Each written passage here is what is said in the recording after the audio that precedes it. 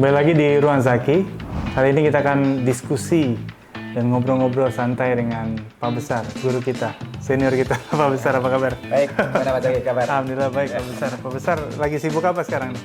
Enggak ada kesibukan yang berarti. Ini kebetulan lagi di jurusan ada namanya PKPA. PKPA. Ya, pendidikan khusus profesi advokat untuk ke angkatan ke-9 di tempat kita. Iya. Yang mulai tahun kemarin tanggal 29 sampai nanti selesai di tanggal 22. Dan jumlahnya banyak. Jumlahnya ya, kita sekarang untuk yang ke-9 ini ada 205 peserta. Dan rupanya di BINUS ini termasuk yang luar biasa terus, kayak gitu. Yang kemarin 222, sekarang 205, kayak gitu. Sebelumnya itu 200 lebih juga. Iya. Kita cukup tinggi, Pak Zaki. Cukup tinggi ya? Peminatnya di BINUS cukup tinggi. Iya. Bahkan ada yang kemarin itu datang ke saya tanya-tanya tentang PKPA. Rupanya beliau itu sudah melihat di tempat-tempat yang lain PKPA dan kemudian tertarik dengan kita. Iya. Akhirnya dia ikut di sini. Iya. Kayak gitu. Itu kepala dia mantan wakil kepala kepolisian dia. Oh gitu. Kayak gitu. Jadi menarik sekali ya. Menarik. Jadi BINUS ini punya daya magnet yang luar biasa nih untuk pendidikan profesi advokat. Pak Besar, tapi sebelum kita bicara tentang soal bagaimana bisnis law BINUS, yang menarik ini kalau saya dengar cerita ketika saya dulu bergabung ke bisnis law BINUS ini, Pak Besar itu memulai karir di BINUS itu bukan seperti saya atau kebanyakan dosen. Benar dulu jadi security atau satpam di BINUS, Pak Besar? Betul sekali, 100%. Jadi gini ceritanya, saya itu waktu itu ya kayak gitu. Saya pikir walaupun saya sarjana hukum, tetapi karena masuk ke daerah metropolitan gitu ya, ke kota metropolitan, saya pikir wah saya barangkali akan kalah bersaing dengan teman-teman yang sudah berada di sini, sudah tahu lapangan dan seterusnya. Saya ngelamar waktu itu ke bagian administrasi di Joglo sana, kayak gitu. Taunya begitu lamarannya adalah administrasi, sampai sana yang diminta adalah saya diminta jadi marketing. Nah, saya nggak mungkin. Maka kemudian saya pulang, kayak gitu sambil saya memegang alamat yang kedua yaitu di BINUS ini. Akhirnya saya mampirlah di Sadan. Dan kemudian di situ saya ketemu dengan orang pertama yang saya temui adalah namanya Haspurna. Kayak gitu, terus kemudian saya diantarkan ke kepala satpam. Kemudian besoknya saya suruh tes dan 2 hari kemudian saya suruh masuk. Kayak gitu, saya masuk per tanggal 30 September sebetulnya, tapi saya dihitung mulai kerja 1 Oktober. Oktober. Jadi kalau dihitung 93 ya 30 tahun. 30 tahun. Sudah di BINUS ya? Di BINUS. Sudah di BINUS ya? Kayak gitu. Nah, saya di satpam itu sampai bulan April atau Mei, kayak gitu, dari Oktober. Iya. Karena pada saat itu saya dengar bahwa di kampus itu butuh formasi dosen. Nah, saya pikir saya mampu, kayak gitu. Saya ajukan lamaran dan kemudian beliau-beliau yang di pimpinan itu sangat apresiasi dan beliau sangat baik. Akhirnya saya diminta dipindahkan dulu, kayak gitu. Makanya saya dites oleh kepala personalia untuk pindah ruangan. Akhirnya saya dipindahkan ke sekretariat umum, kayak gitu. Nah, setelah di sekretariat umum saya di situ. Kemudian saya dipercaya untuk menangani mahasiswa, untuk menangani skripsi gitu ya, untuk menangani formulir pendaftaran ulang dan seterusnya gitu, ngadepi teman-teman mahasiswa. Nah, di situ saya juga dikirim untuk pelatihan, termasuk di situ penataran tingkat nasional, penataran Pempa dulu. Nah, sudah sampai menatar segala macam gitu ya. Nah, setelah itu saya kemudian dipindahkan dari Sagung, saya diminta untuk menangani di akademis, kayak gitu, masalah penanganan ruangan, penanganan mahasiswa, di masalah absensi segala macam. Nah, tahun 97 saya oleh Pak Tri Joko Wahyono, saya diminta untuk masuk ke menangani organisasi-organisasi mahasiswa. Dulu namanya Biro Kemahasiswaan, Oh iya. yang kemudian berubah menjadi SCDC, Iya. Student Creativity Development Center. Hmm. Nah, di situ saya 97 Hmm. sampai tahun 2012. Iya. Karena 2010 saya kebetulan mengambil S3 di Bandung. Hmm. Sehingga kalau seperti itu kan nanti rekan-rekan mahasiswa ini sering ditinggal oleh saya, Iya. kayak gitu. Sehingga akhirnya dicarikan jalan keluarnya. Tahun 2012 saya melepas semua tanggung jawab saya, maksudnya dipindahkan gitu ya, ditangani oleh orang lain kayak Pak Kosmos, kayak gitu, dan tim-timnya Pak Robi. Nah, akhirnya saya baru pindah ke jurusan. Kayak Jurusan gitu. ya. Ya. Jadi artinya ketika pada saat itu menjadi security atau satpam tuh Pak Besar udah sarjana hukum ya? Sudah sarjana Sudah hukum sarjana hukum sebetulnya. ya? Luar biasa. Sudah sarjana Jadi hukum. kalau ngelihat anak-anak muda sekarang itu baru lulus gitu Pak, apalagi kalau dari kampus-kampus ternama itu terlalu banyak ini Pak, apa namanya list keinginan gitu ya, dikit-dikit ngeluh gitu Pak, wah pengennya yang begini, targetnya yang begini, gajinya harus 2 digit atau apa. Pak Besar tidak melihat itu, melihat Tidak. bahwa kita apapun kita lakukan sama itu Apapun baik kita gitu ya. lakukan, asal itu baik, Baik, asal ya. itu mendatangkan rezeki. Dan kemudian ternyata mengantarkan Pak Besar dari posisi yang orang nggak pernah bayangkan, apalagi sarjana hukum ternyata, langsung kemudian sempat jadi ngambil S3 gitu ya Pak, di Pajajaran kalau tidak salah ya, Iya. Bandung. Dan kemudian juga sekarang menjadi sekjur, sekretaris jurusan ya, orang nomor 2-nya di bisnis law binus, Iya. kira-kira begitu ya. Iya, iya. Itu kan satu perjalanan yang mungkin kita cek dari ribuan orang di binus ini belum pernah ada yang ngalami kayak gitu. Dari Pak Besar, karena sangat ikonik sekali kan gitu. Pak Besar mandang perjalanan ini ibarat tuh kalau Pak Jokowi itu dari wali kota dulu kan, gubernur baru jadi presiden ya. Apa yang kemudian menjadi pegangan hidup buat Pak Besar sampai kemudian merasakan semua level di binus itu sendiri? Ya, saya pikir gini, karena saya berangkat, niat saya adalah bekerja, dan bagi saya bekerja adalah ibadah. Bagaimana untuk memenuhi kebutuhan saya, untuk memenuhi kebutuhan keluarga, tetapi juga saya untuk bagaimana melayani orang lain. Pada prinsipnya semua pekerjaan itu melayani orang lain, kayak gitu. Siapapun pimpinannya, pimpinan itu melayani staf juga gitu, kayak gitu. Sehingga saya kebetulan dipercaya di beberapa bagian gitu ya, walaupun saya tidak pada posisi yang strategis gitu ya, tapi saya dipercaya untuk nangani dan saya pegang teguh, kayak gitu. Saya pegang teguh. Apa yang itu saya coba lakukan dengan kesungguhan saya gitu, dan ya alhamdulillah kayak gitu.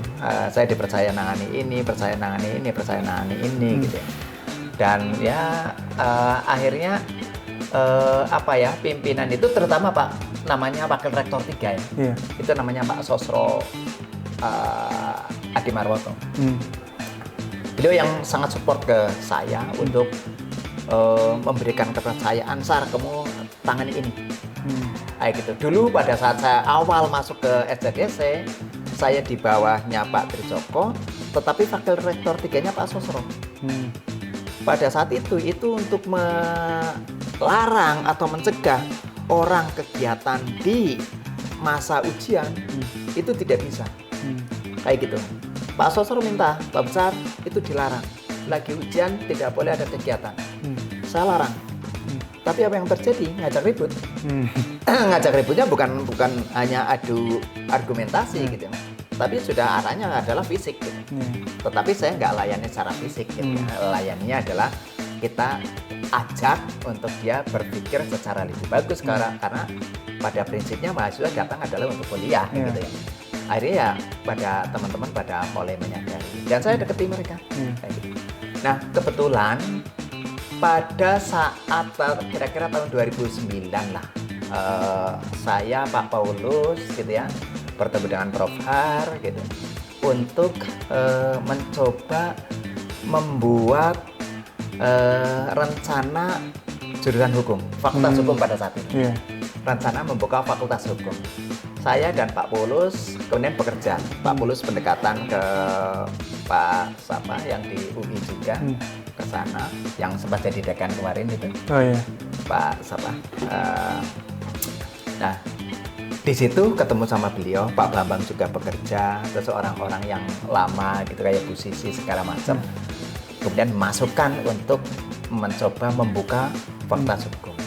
Tapi karena kemudian informasinya ini fakultas hukum adalah fakultas yang lagi jenuh, kayak gitu. Sehingga akhirnya ditahan dulu. Kemudian kira-kira setahun Prof Har ngasih informasi lagi. Pak Paulus, Pak Besar, ini kita coba create bagaimana kita nggak usah buka fakultas hukum, tetapi kita buka jurusan hukum. Nah, hanya dicobalah kayak gitu, kemudian dibantu oleh Pak Wiroto, ya itu waktu itu adalah wakil rektor 3, Wayah namanya, Wayah S. Wiroto. Terus kemudian Pak Wayah S. Wiroto itu punya teman yang kemarin jadi dekan Fakultas Hukum di Esa Unggul. Oh iya. Nah, tapi sebelum beliau menjabat sebagai dekan.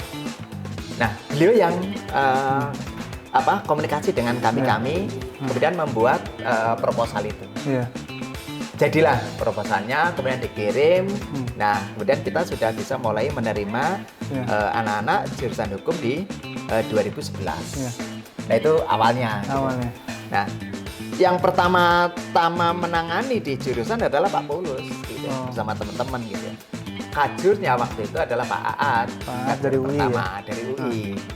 Nah, gitulah. Saya sementara masih bolak-balik Bandung Jakarta, gitu, bolak-balik. Jadi Senin sore, Minggu sore saya berangkat ke Bandung. Di Bandung kuliah, hari Senin sore pulang lagi ke Jakarta, hari Selasa ngajar full, Selasa malam berangkat lagi ke Bandung, Jumat malam pulang, gitu, hari Sabtu ngajar, gitu, dan seterusnya. Saya ngajar hari Sabtu dan hari Selasa. Akhirnya kan organisasi kan nggak tertangani, kayak gitu ya. Sehingga harus dipindahkan, kayak gitu. Nah, dipindahkannya di sana. Sebagai tanda juga saya dipindahkan dari SCDC ke jurusan hukum, kayak gitu. Nah, waktu itu Pak Paulus jadi sekjurnya. Jadi Pak Paulus jadi sekjurnya Pak Aat, jadi sekjurnya Pak Sidarta, kayak gitu ya. Dan sebagian jadi sekjurnya Pak Sofyan, kayak gitu. Nah, saya meneruskan, kayak gitu. Meneruskan sebagian tugasnya Pak Paulus. Nah, sampai sekarang. Tapi saya sih berharap nanti teman-teman itu karena kepemimpinan organisasi, manajemen dan seterusnya itu akan lebih bagus kalau dipegang oleh teman-teman yang masih sangat energik gitu. Kalau saya kan sudah nggak begitu energik. Badminton saja saya udah. Jadi justru saya menarik. Dulu kan Pak Besar tuh kalau ke kampus naik angkot kan.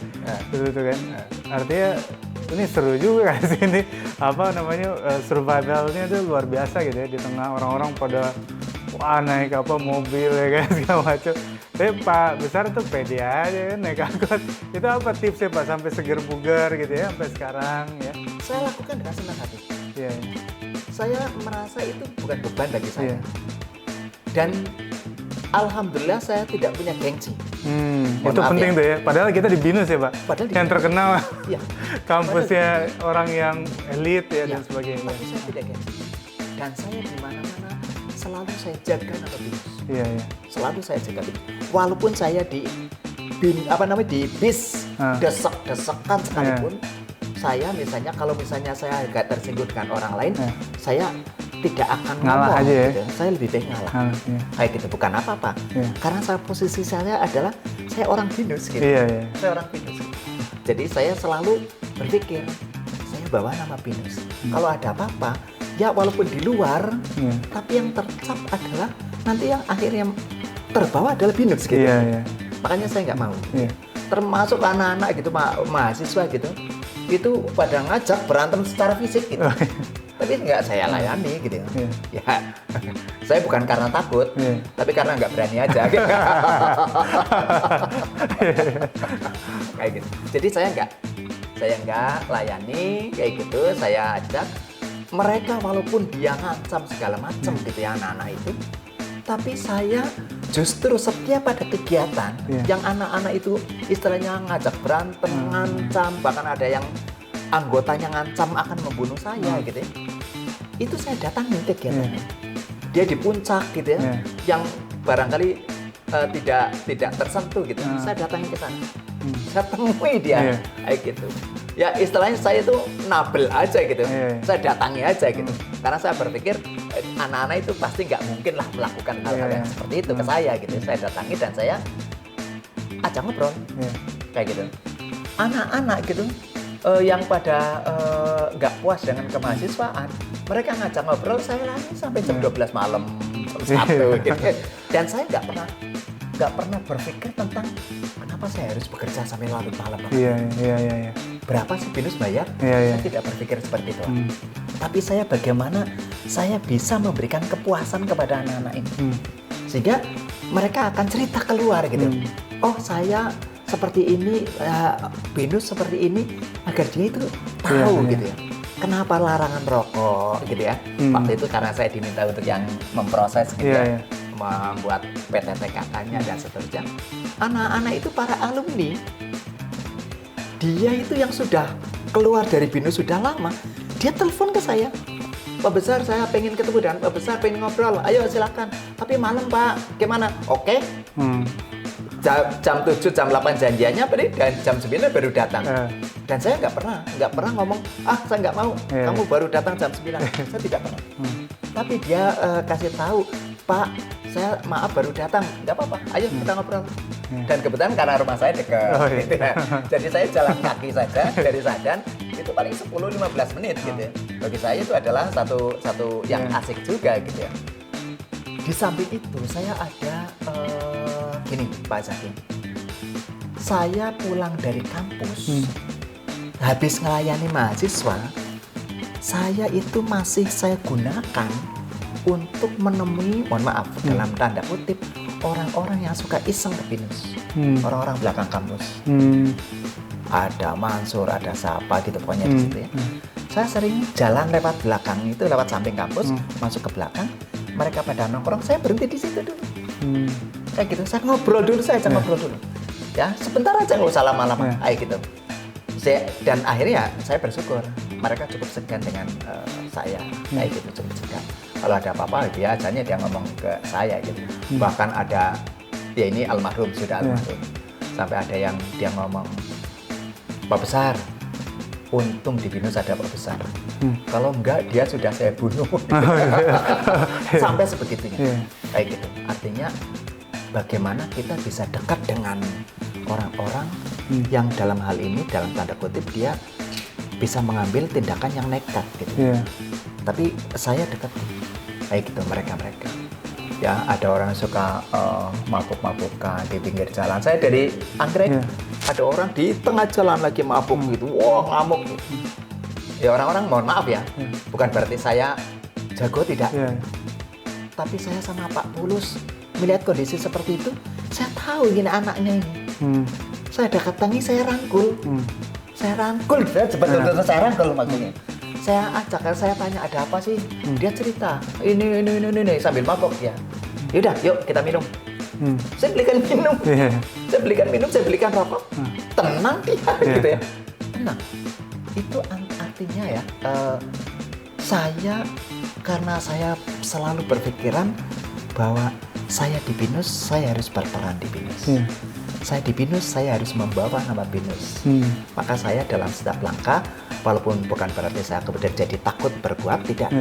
Saya tetap berani melakukan sesuatu, tapi saya tetap pegang teguh nama Bina Nusantara dimanapun.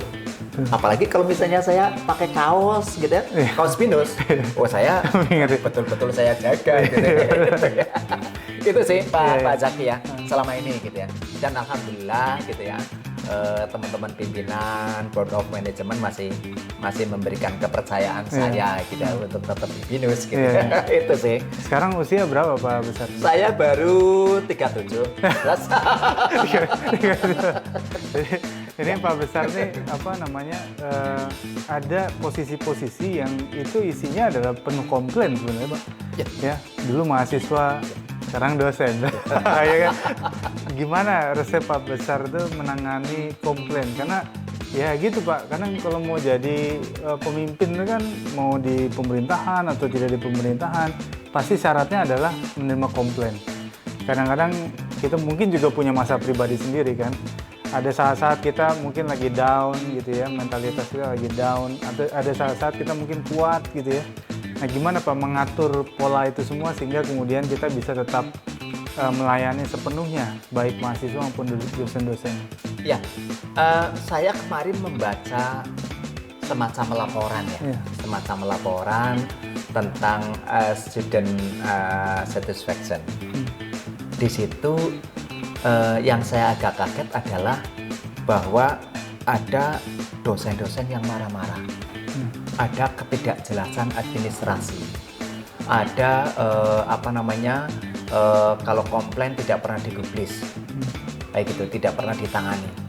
Saya jadi kaget. Ini saya baru 2 hari yang lalu ya saya baca, karena saya dikirim. Di mana ya gitu? Karena selama ini ya mahasiswa yang datang ke saya atau WA ke saya selalu saya layani. Kalau misalnya WA-nya nggak itu, saya langsung jawab. Mohon maaf kalau itu telepon saja langsung ya, atau di kelas, ya, atau dimanapun. Kalau teman-teman kalau WA nggak dijawab-jawab, silahkan kalian telepon langsung ya. Barangkali saya pas lagi nggak bisa menjawab WA kalian. Dan hampir semua itu teman-teman yang WA sekali 2 kali tidak dijawab, langsung telepon dan saya angkat. Kalau misalnya pas nggak saya angkat, selesai langsung saya telepon balik. Karena bagi saya itu penting. Kayak gitu ya, bagi saya itu penting. Agar apa? Mahasiswa ini tahu gitu ya, ada masalah apa dan penyelesaiannya bagaimana. Ya tentu tidak pasti 100% puas lah. Cuma kadang kayak gini, ada mahasiswa yang dia itu harusnya tanyanya ke saya, tapi tanyanya ke orang lain. Yang dia tidak mendapatkan jawaban yang seharusnya sesuai dengan apa yang harus saya sampaikan. Kayak gitu. Sehingga dia begitu cerita dengan saya, Pak, kok informasinya lain gitu. Kayak gitu ya. Tapi nggak apa-apa ya. Itu selalu saya lakukan untuk agar mahasiswa ini merasa puas gitu ya, merasa mendapatkan jawaban yang benar. Itu untuk mahasiswa. Dan kita harus dekat dengan mahasiswa. Karena kalau kita dekat dengan mahasiswa, kita minta sesuatu, kita untuk menyampaikan sesuatu, insya Allah gampang. Kayak gitu ya, seperti Pak Jaki aja lah gitu ya, Pak Jaki. Selalu kan tidak ada masalah gitu ya. Bahkan saya tidak bisa seperti Pak Jaki gitu ya. Tidak bisanya apa? Misalnya saya butuh 3 orang. Bahkan anak-anak, oh ya Pak, coba nanti saya komunikasikan. Tapi kalau Pak Jaki, saya sampaikan ke Pak Jaki, saya butuh 3 orang untuk kegiatan besok. Langsung. Dan saya apresiasi kepada Pak Jaki. Itu artinya apa? Pak Jaki itu karena dekat dengan mahasiswa, sehingga anak-anak itu kan gampang gitu. Beda dengan orang yang tidak dekat. Tentu dia akan jaga gitu. Itu untuk mahasiswa.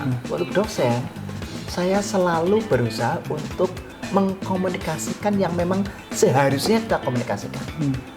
Bahkan yang tidak perlu dikomunikasikan, saya share dulu gitu. Misalnya jadwal. Beberapa jurusan atau termasuk mungkin sebelum saya, kayak gitu, jadwal hampir tidak pernah dikomunikasikan terlebih dahulu. Tapi saya komunikasikan dulu. Jadwal sementara saya sampaikan kepada teman-teman. Agar apa? Agar teman-teman, oh iya, saya ngajar ini harinya A, B, C, D gitu ya. Kan seperti itu ya. Nah, itu untuk apa? Agar kita itu komunikasinya bagus gitu. Agar dosen juga puas gitu. Jadi ada gambaran saya mengatur jadwalnya bagaimana. Kayak gitu. Ini penting ya bagi kita. Tetapi ya kembali lagi gitu. Ada saja barangkali mungkin ada perubahan jadwal yang tidak terakomodir karena masalah ruangan, masalah mahasiswanya yang tidak bisa dirubah, sehingga akhirnya dosennya, waduh gimana ini masa jadwal kok nggak bisa dirubah gitu ya. Nah, itu akhirnya yang kemudian dosen komplain ke saya gitu dan seterusnya. Nah, itu tetapi saya selalu dengan berusaha semaksimal mungkin apa yang menjadi kesulitan teman-teman dosen, saya pikir itu adalah kesulitan saya di saat yang lain gitu. Artinya saya harus menyelesaikan dengan baik gitu. Itu sih, saya pikir seperti itu. Maka dari itu saya selalu jam berapapun misalnya gitu ya, saya tanya kepada orang SSC, orang LSC gitu ya. Kalau misalnya itu saya tanya, kalau saya hubungi malam-malam bisa nggak? Bisa Pak. Nah gitu ya. Artinya itu kan sebagai pegangan bagi saya. Kalau ada komplainan malam, saya langsung bisa WA atau telepon. Dan saya bersyukur teman-teman di LSC, teman-teman di SSC, teman-teman di bagian skripsi kayak gitu ya. Itu saya WA malam-malam, dia menjawab kayak gitu ya. Saya bersyukur kayak gitu. Termasuk di LRC, termasuk di ARC. LRC itu kan itu ya namanya Lecture Resource Center. Bagaimana ada dosen yang tanya, Pak, saya sebetulnya nilai JJA itu ada berapa? Kayak gitu. Pak, Bu, mohon maaf.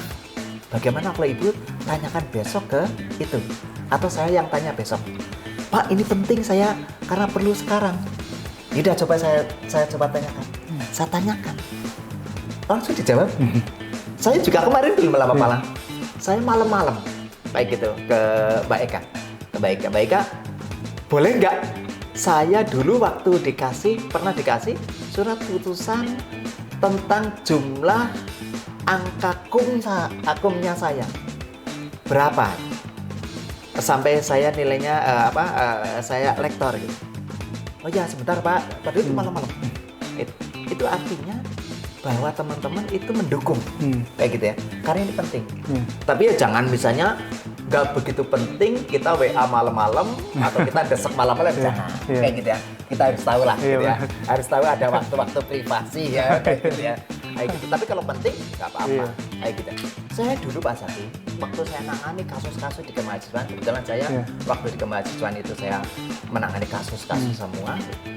Saya telepon kepada teman-teman pada yang lain tidak kenal waktu kayak gitu ya, dan teman-teman pada siap kayak gitu, dan saya juga siap ditelepon jam berapapun. Saya lagi main badminton kira-kira jam 1 lah malam ya, malam minggu. Tahu-tahu dari Polsek telepon, Pak Besar, ini ada mahasiswa Bapak yang ada kasus seperti ini. Boleh nggak Pak, Bapak datang ke kampus, datang ke Polsek. Saya ngomong, Pak, kebetulan ini saya lagi rumahnya jauh sekarang, nggak seperti kemarin di Kemanggisan. Ya Pak, kasihan kalau anaknya itu nanti harus nginep. Nah saya tanya, Pak, seberapa penting kehadiran saya di situ? Kayak gitu. Ya penting sih Pak. Oke, kalau penting saya datang. Tapi kalau anak itu bisa tidak menginap, sebenarnya gitu, saya akan datang. Tapi kalau misalnya anak ini tetap menginap, ya percuma saja saya datang malam ini. Nah, polisi jawabannya jujur, ya belum tentu juga sih Pak. Ya udah, kalau gitu besok saya jam 6 saya udah di kantor Bapak. Saya datang jam 6. Datang jam 6, saya ke situ, saya tanya, Pak, saya semalam ditelepon ini. Oh ya Pak, nunggu Pak Kanitnya lagi nggak ada. Ditunggu sampai jam 9 siang, sampai jam 11, jam setengah 12 saya baru ketemu. Orang itu baru nemui saya. Begitu saya ngomong sama wakil ke kampus, terus kemudian saya menyampaikan ini, tinggal di situ. Oh tidak bisa Pak, ini harus kembali jalurnya seperti ini. Saya ngomong sama polisinya, Pak, terus untuk apa Bapak telepon malam-malam? Saya diminta untuk mewakili institusi, dan saya sudah datang jam 6, baru Bapak temui jam 12. Apa artinya sebenarnya? Hmm. Kalau Bapak minta saya hadir sebagai wakil institusi, Bapak temui saya jam 6. Hmm. Atau apa yang saya usulkan, Bapak pertimbangkan. Hmm. Artinya seperti yang semalam dibicarakan. Bapak, kalau Pak Besar datang, agar anak ini nggak nginep. Tapi begitu saya tanya, apakah pasti kalau saya datang itu nggak nginep? Tidak juga. Ya udah, percuma kalau saya datang malam-malam juga gitu, karena saya jauh di Tangerang gitu. Nah, seperti itu yang barangkali kita nggak harus berpikir tentang kapan kita harus menutup telepon. Ya, karena saya jam berapa saya kayak gitu ya, kayak gitu. Itu sih selama pengalaman saya gitu ya, untuk menangani kasus, menangani masalah rokok gitu ya, dan seterusnya di kampus gitu. Iya, jadi saya melihat ada dua tipikal orang, Pak, kalau bekerja. Satu itu dia memperhitungkan soal apa yang dia dapat dan apa yang dia berikan gitu ya. Tapi ada orang yang berpikir ya apapun saya akan berikan gitu, karena loyalitas dia itu di atas segalanya. Dan akhirnya juga orang-orang seperti itu akan mendapatkan hasilnya, entah dari manapun itu, karena ketulusan yang dia bawa gitu ya. Jadi tapi Pak Paulus ya, saya sampaikan, saya sama Pak Paulus waktu di RCD saya praktis ya, dalam artian hampir tidak pernah pulang sebelum jam 9 malam. Kesehariannya seperti itu ya. Dan Pak Paulus luar biasa juga gitu, dia pendekatannya kepada anak-anak juga luar biasa. Dan saya juga ya salut lah kepada beliau gitu, tidak ada hitung-hitungan gitu. Kita apalagi kalau misalnya pas lagi ada acara binisian gitu ya, dulu namanya obspek gitu ya, kami jam 5 sudah keliling gitu ya, sudah keliling sekitar, karena kan banyak pemalakan gitu ya. Nanti pulangnya jam 12 baru pulang gitu ya. Tapi itu asik. Itu saya merasa bahwa itu adalah mengasihkan gitu. Ya, mengasihkan. Kayak gitu, mengasihkan. Bagi saya, jujur pada saat itu ya, saya tidak ada merasa ini adalah beban bagi saya. Tidak. Pernah suatu cerita ya, kebetulan istri saya pas melahirkan anak yang kedua, yang sekarang masih kuliah. Itu saya harus berangkat memberikan materi LKMM. Berangkat, padahal itu adalah anak saya baru 3 hari lahir. Tapi saya harus berangkat ke Puncak, ya saya harus berangkat. Walaupun nginep semalam, terus kemudian besoknya pagi-pagi ada mobil yang habis ngantar pembicara, kayak gitu, saya pulangnya ikut, gitu ya. Nanti siang ada yang ngantar pembicara lagi, saya ikut yang mobil, siang yang ngantar untuk pembicara, gitu. Tapi saya nengok sebentar. Istri saya dengan rela, tidak ngeluh, gitu ya. Karena istri saya tahu bahwa memang saya orang lapangan, kayak gitu. Dari waktu mulai pacaran istilahnya gitu, saya orang lapangan gitu. Sering sekali ditinggal terus gitu. Jadi udah paham. Dan saya nggak berpikir, iya ya, saya kerja dengan gaji X seperti ini, kok saya kerjanya sampai jam sekian gitu ya. Kok keluarga saya tinggalin terus? Enggak. Saya nggak berpikir kayak gitu. Yang saya pikirkan adalah saya kerja di BINUS. Satu institusi yang bagi saya ini loh tempat yang bisa untuk saya berkembang. Maka sampai sekarang pun gitu ya Pak Zaki, saya memang dibesarkan oleh BINUS. Ya, saya dibesarkan oleh BINUS, kayak gitu, diajari mandiri oleh BINUS gitu ya. Dan para pimpinan, para board of management itu ada Pak Karmelus ya, Bu Widya dulu ya, Pak Bernard, itu luar biasa. Bagaimana beliau itu yang saya pikir adalah sebagai contoh hidup yang harus saya ikuti gitu ya. Tidak pernah mengenal waktu. Dan saya tidak pernah berpikir. Pernah suatu saat gitu. Ini apa namanya? Kebetulan ya, ada kebetulan aja. Ada pas saya berangkat siang. Ini saya harus akui. Saya berangkat jam 10. Jam 10 saya baru masuk kampus Sagan. Saya papasan dengan pimpinan. Saya pernah ditanya gitu, Pak Zaki. Pak Besar masuk kerja jam berapa? Saya jawab, Bu, Ibu tahu saya pulang jam berapa? Tapi itu sebenarnya nggak boleh gitu ya. Ini jawaban kurang ajar, jawaban kurang ajar gitu ya. Tapi saya pikir, kenapa saya jawab kayak gitu? Ibu itu diam, nggak berkata apa-apa pun, langsung pergi, kayak gitu. Saya pikir saya salah menjawabnya, tapi saya pikir juga agar ibu itu tahu bahwa saya pulangnya selalu malam. Saya tidak berpikir mengenai masalah kerja, kayak gitu. Ya, karena saya begitu ada remunerasi karyawan gitu ya, saya lembur tidak di itu.